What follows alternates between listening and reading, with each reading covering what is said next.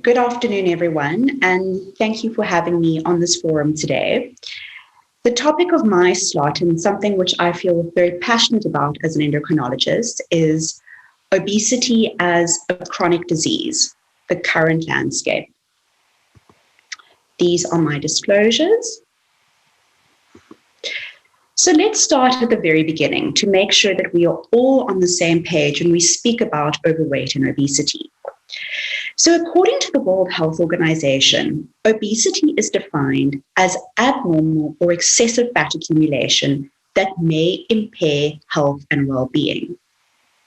Still, body mass index, or BMI, as you all know, provides probably the most convenient population-level measure of overweight and obesity currently available. BMI is calculated as taking the patient's weight in kilograms and dividing it by their height in meters squared.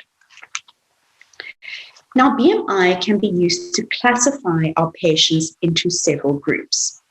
Firstly, underweight, which is a BMI of less than 18.5, a normal range, which is a BMI of 18.5 to 24.9, pre-obesity or overweight, which is a BMI of 25 to 29.9, and finally, as obese, which is a BMI of 30 or more. Obesity itself can then be further classified into several classes, namely class 1, which is a BMI of between 30 and 34.9, class 2 obesity, which is a BMI of between 35 and 39.9, and finally, class 3 obesity, commonly known as morbid obesity, which is a BMI of 40 or more. Importantly, and especially for us working in certain parts of South Africa, Asian populations have different cutoffs for classifying obesity. Now, the WHO uses a BMI of between 18 and 23 to classify Asian populations as being in a normal range. They then use a BMI of between 23 and 27.5, this is incorrect on the slide, to classify Asian populations as being overweight. And then obesity in an Asian subgroup is defined as a BMI of 27.5 or more. And this is an important distinction to make when we see patients who belong in different demographics, as the risk increases at a lower BMI in terms of dysglycemia, hyperlipidemia, and cardiovascular health. Now, this is where I feel virtual presentations often fall short. If I was standing in front of you all today, I would have asked you the question, and I don't know how many of you out there would have had the bravery to raise your hands when I ask, have you ever tried to lose weight? And I certainly include myself in this answer. If you have, you are certainly not alone. In a Google search of how can I lose weight, I found 356 million results. Enough said. Overweight, obesity, and weight loss are typically very poorly taught at medical school, if they are even taught. This table is from an article published in the New England Journal of Medicine in 2013, and it shows 7 myths about obesity that many of us still hold to be true. I'm just going to take you through some of them and the basis of conjecture of that myth. So we are commonly told by both our parents, teachers, and doctors that small sustained changes in energy intake or expenditure will produce large long-term weight changes. The basis of this is that national health guidelines and reputable websites advertise that large changes in weight accumulate indefinitely after small sustained daily lifestyle modifications, such as walking for 20 minutes or eating 2 additional potato chips. We now know this not to be true. Something that I found particularly interesting was large, rapid weight loss is associated with poorer long-term weight outcomes than is slow, gradual weight loss. The article says that this notion probably emerged in reaction to the adverse effects of nutritionally insufficient, very low-calorie diets, which are defined as less than 800 kilocalories a day, in the 1960s. The belief has persisted and has been repeated in textbooks and recommendations from health authorities and has largely been offered as a rule by many dietitians. This is an important clinical guideline where assessing the stage of change or diet readiness is important in helping patients who seek weight loss treatment. This is not necessarily correct. The seed can be planted at any time during your consultations with these patients, despite where they are in the behavior change model. Many of us used to believe that patients who feel ready to lose weight are more likely to make the required lifestyle changes. But evidence has now shown us that patients can make these changes at any stage during their model of change. Breastfeeding is protective against obesity. Another myth. The belief that breastfed children are less likely to become obese has persisted for more than a century and is often passionately defended, but is sadly untrue. This is perhaps my favorite and definitely the most entertaining of the myths. A bout of sexual activity burns approximately 100 to 300 kilocalories for each person involved. Many sources state that substantial energy is expended in typical sexual activities between two adults, but sadly, this is incorrect. Unfortunately, South Africa is a fat nation. If we compare ourselves to other countries in the third Lancet series on chronic diseases, we fall just behind Mexico in terms of the percentage of our adult population which is either overweight or obese. Good data tells us that up to 2/3 of South African women and 2/5 of South African men are overweight or obese. This puts us ahead of the United Kingdom, Brazil, Russia, China, and India. Obesity is associated with multiple comorbidities and complications.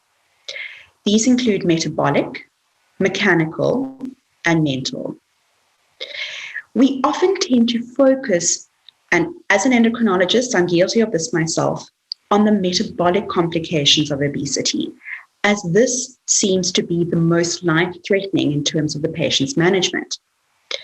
Obesity is associated with dysglycemia, both in the form of prediabetes and diabetes, significantly increased risk of cardiovascular disease, including stroke, dyslipidemia, hypertension, coronary artery disease, and heart failure.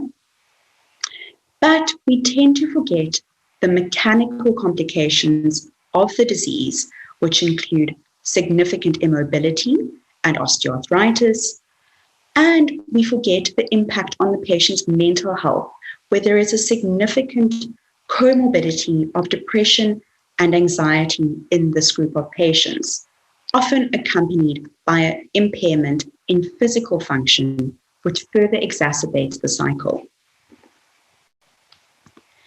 Now, a frequently asked question, specifically amongst my colleagues, is do overweight and obese people actually live shorter than patients or people of a normal body weight?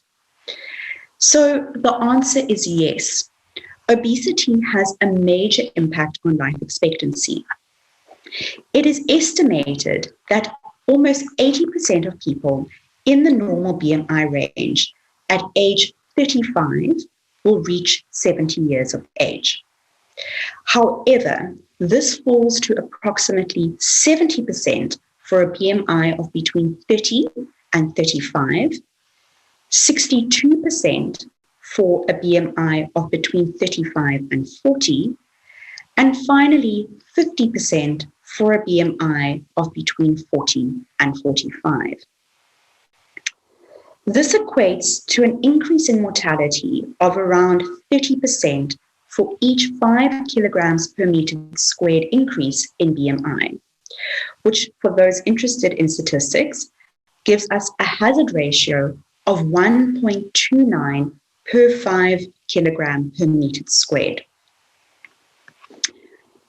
At 30 to 35 kilograms per meter squared, the median survival is already reduced by 2 to 4 years, which rises to 8 to 10 years in a BMI category of between 40 and 45. Now, nowhere is the pressing urgency of managing our patients who are overweight or obese more apparent than with COVID-19. Now, this is a screenshot taken from the front page of the New Yorker from May last year. And thank goodness some of the figures in the comic have changed, but sadly, many of us are still fighting the pandemic.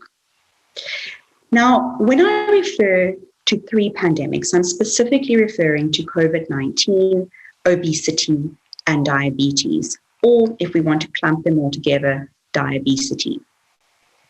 Unfortunately, and I'm sure all of you working with patients have seen this in your patient population, obesity itself, independent of diabetes, hypertension, cardiovascular disease, is a significant risk factor for severe COVID-19. Now, the reasons are multiple and the association is complicated. So we know that our patients with obesity have respiratory dysfunction, and this occurs in several ways.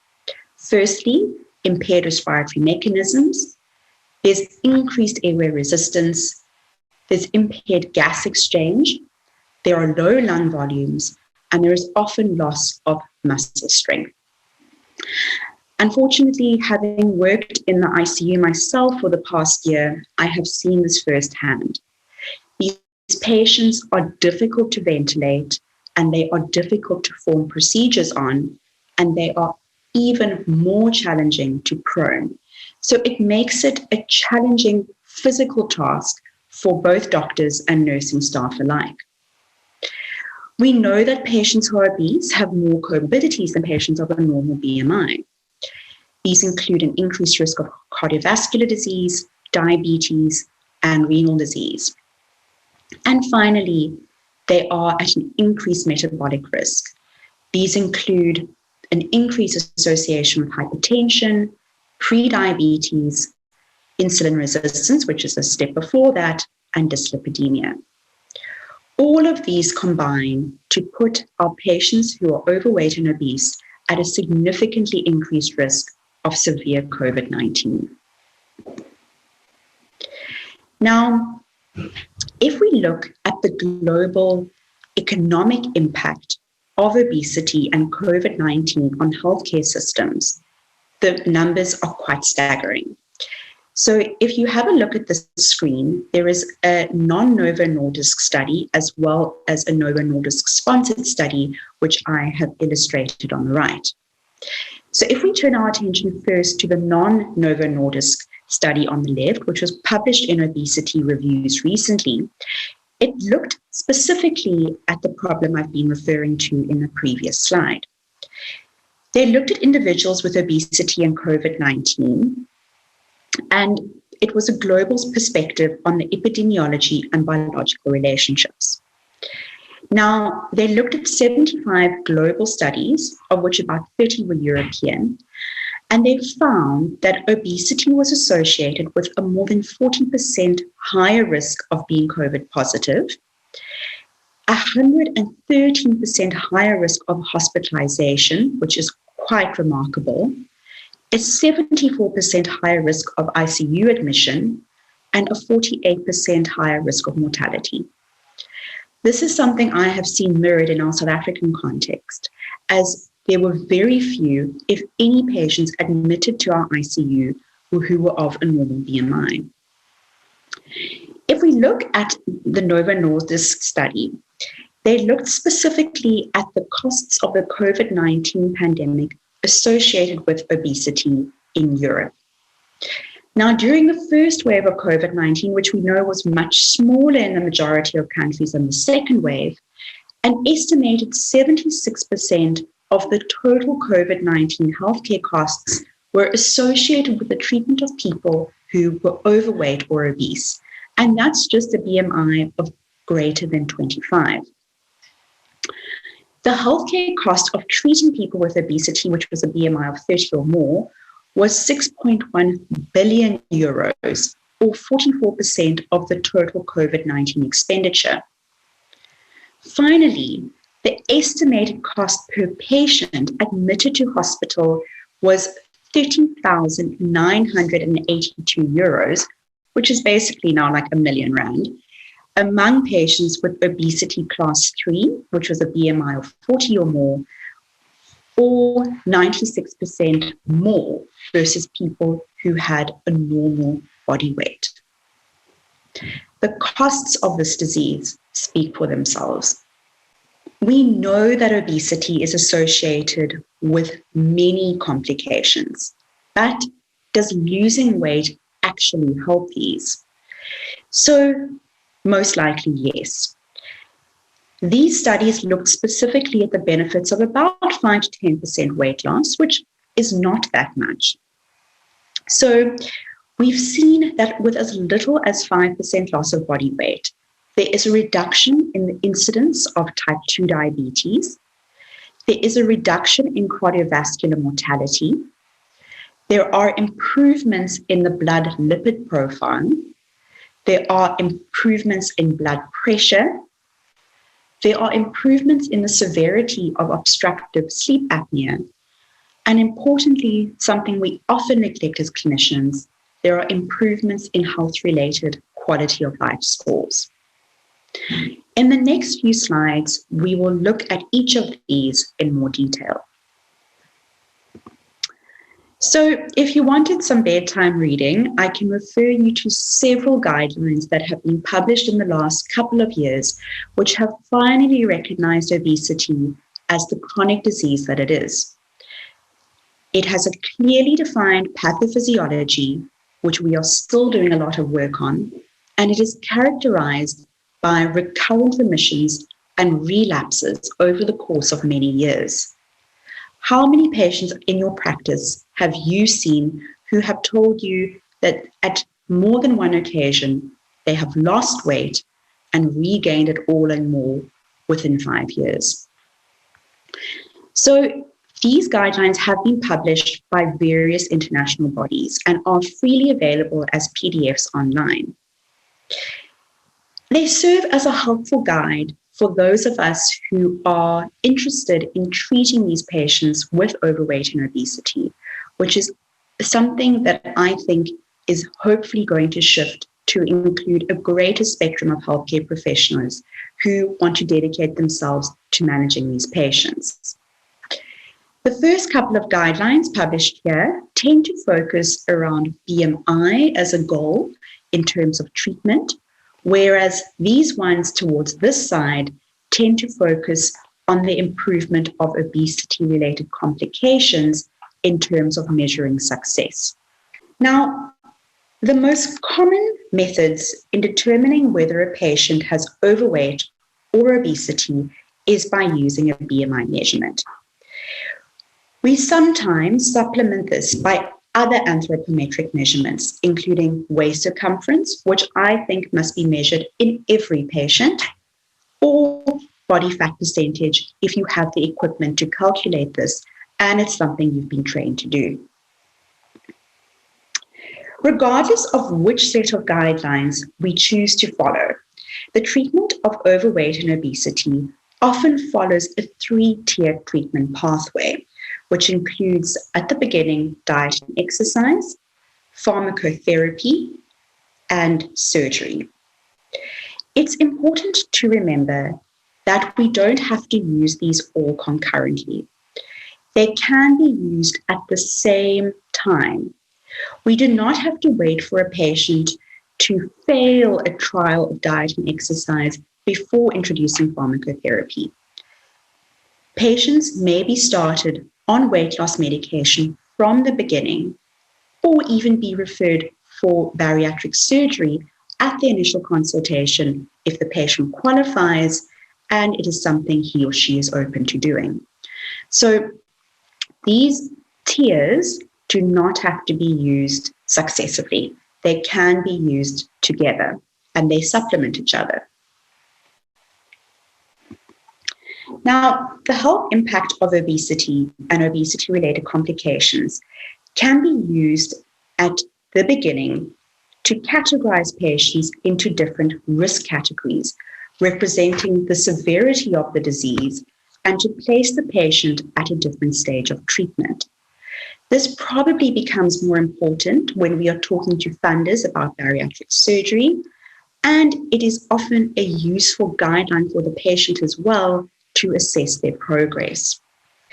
Some guidelines, including the ACC, AHA, or TOS, which were published in 2014, tend to be BMI-centric and define treatment success or failure by a change in the person's weight.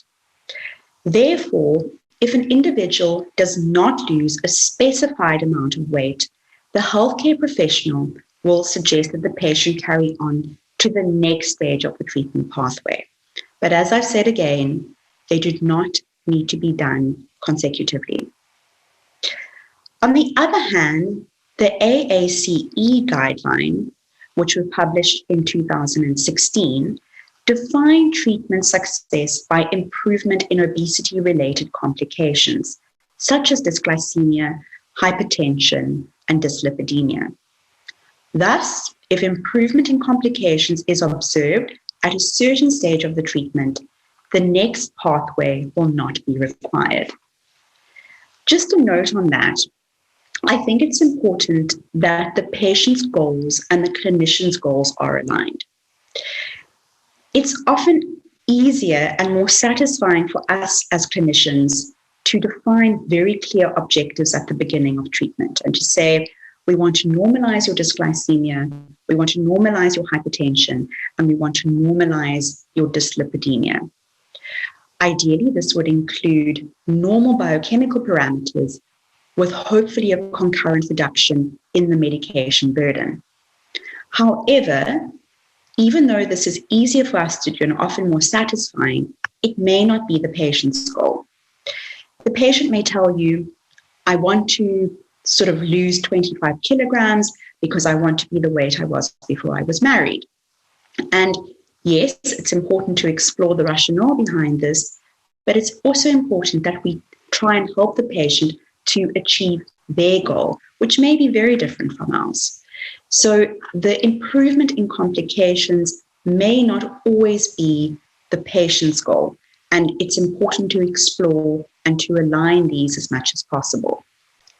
For the next few slides, I'm going to focus on the pharmacotherapy available in South Africa for weight loss, specifically liraglutide, 3 milligrams, which has recently been launched in South Africa for the treatment of overweight and obesity.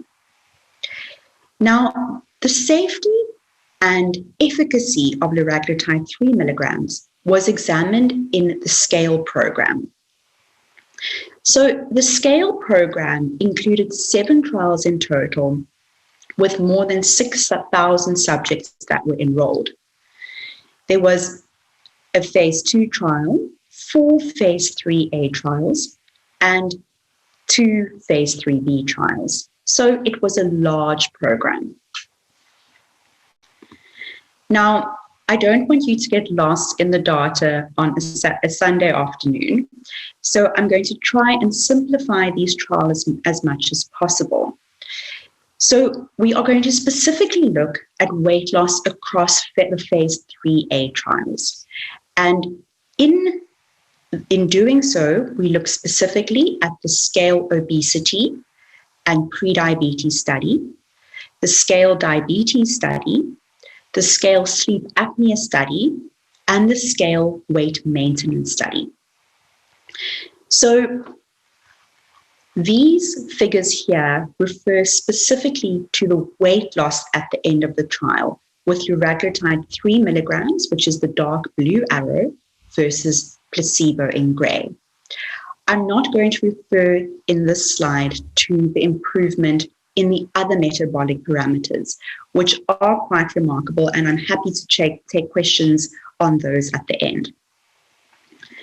So the scale obesity study looked specifically at weight loss in patients who did not have diabetes and had a BMI of more than 30 or a BMI of 27 or more with a poorly controlled comorbidity such as hypertension or dyslipidemia. It ran over 56 weeks and included over 3,000 patients.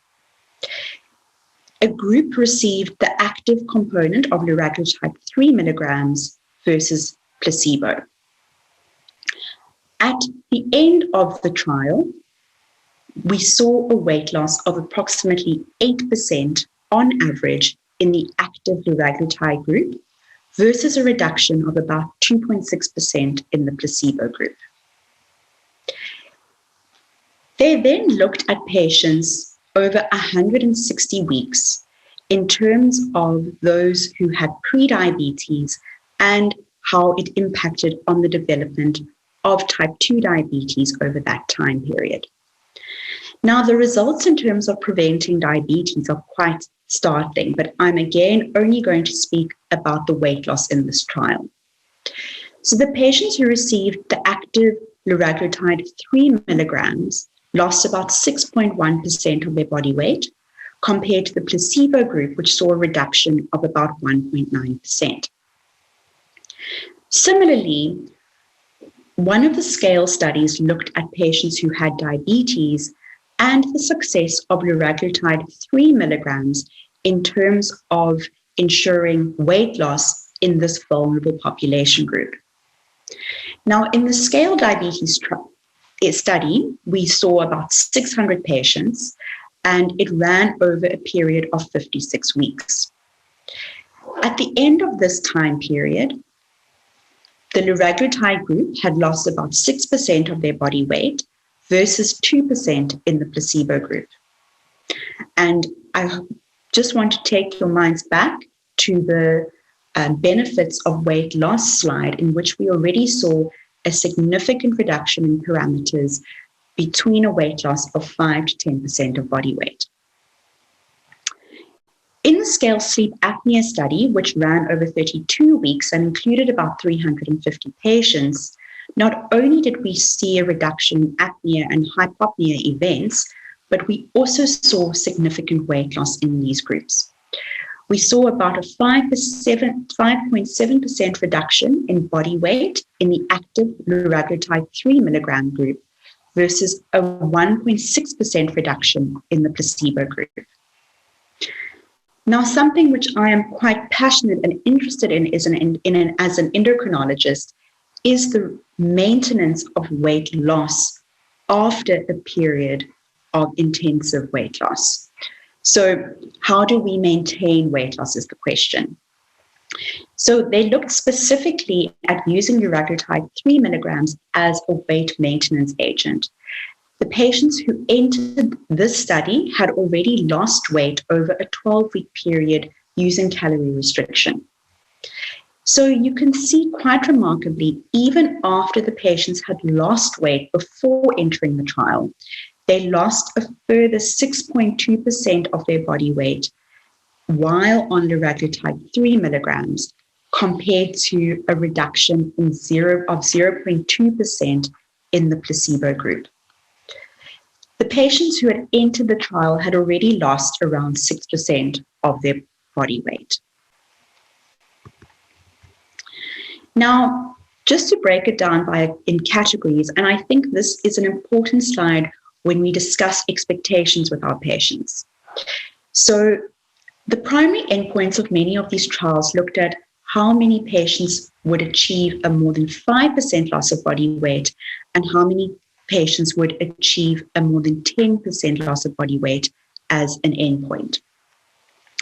So we can see in the scale obesity and prediabetes studies, in the scale obesity study, about 63% of patients had lost more than 5% of their body weight, and a third had lost more than 10% of their body weight, which I think is a very impressive figure. In the pre-diabetes study, about 50% of patients had lost more than 5% of their body weight, and about a quarter had lost more than 10% of their body weight. If we look at the scale diabetes study, which included patients with type 2 diabetes, more than half had lost more than 5% of their body weight at follow-up, and again, a quarter had lost more than 10% of their body weight at follow-up. In the scale sleep apnea study, similar figures, almost 50% of patients had lost more than 5% of their body weight at 32 weeks. And again, almost a quarter had lost more than 10% of their body weight at the end of the study period. And finally, perhaps my favorite of the scale studies, if we look at additional weight loss after the run-in period, and remember patients had lost about 6% of their body weight prior to entering the trial, we see that almost half had lost more than 5% of their body weight in addition to what they'd already lost. And again, about a quarter had lost a further 10% of their body weight before they entered the trial. This slide just summarizes the efficacy across the phase 3A trials, and I think the evidence speaks for itself. With the scale obesity and prediabetes, we saw an 8% reduction in body weight over a year, and most importantly, an 80% reduction in the risk of type 2 diabetes over 3 years. In the scale obesity trial, we saw a 6% reduction in body weight at 56 weeks, accompanied by a 1.3% reduction in HbA1c from baseline. In the scale maintenance study, remember those are the patients that had already lost weight before entering the trial, we see an 81% weight maintenance of more than 5% after 1 year, and 6.2% additional weight loss in those who'd received liraglutide 3 milligrams. And in the scale sleep apnea trial, we saw a reduction of 12.2 events per hour, so those are apneic events per hour, compared with 6.1% with placebo, and an additional 5% change in body weight after 32 weeks. I'm very excited about this evidence, and I think the data given here speaks for itself. I would like to summarize the key points from today's talk. I would like you, as a clinician, to try or to start opening the discussion around weight loss with every patient. I know this is challenging, and I know it's something we are often not comfortable with for a variety of reasons. How I often start is your weight something that bothers you? Or do you think your weight is related to why you came to see me today? That opens the discussion in a non-judgmental way and allows the patient to take it further. We need to quantify the potential metabolic complications in all our patients who are overweight or obese. This includes a waist circumference, so having a tape measure in your armamentarium in your practice is basic and essential. I do a blood pressure, a fasting glucose, and a fasting lipogram. The rest of the investigation should be tailored according to the individual's specific risk profile. I find it is essential to emphasize the nature of obesity as a chronic disease to your patients. It is a disease characterized by remissions and relapses. And I find that explaining it in this fashion to patients often takes away a lot of the guilt and a lot of the stigma around obesity. Weight loss medication is an important adjunct to diet and exercise, and every patient who comes to see you for obesity or obesity-related complications should be offered this. The long-term nature of this therapy needs to be discussed with the patient from the beginning, and this is part of framing obesity as a chronic disease. It is not something that is ever going to go away. It is unfortunately something that the patient is going to have to live with for life. But as soon as one starts to accept that, the journey becomes easier.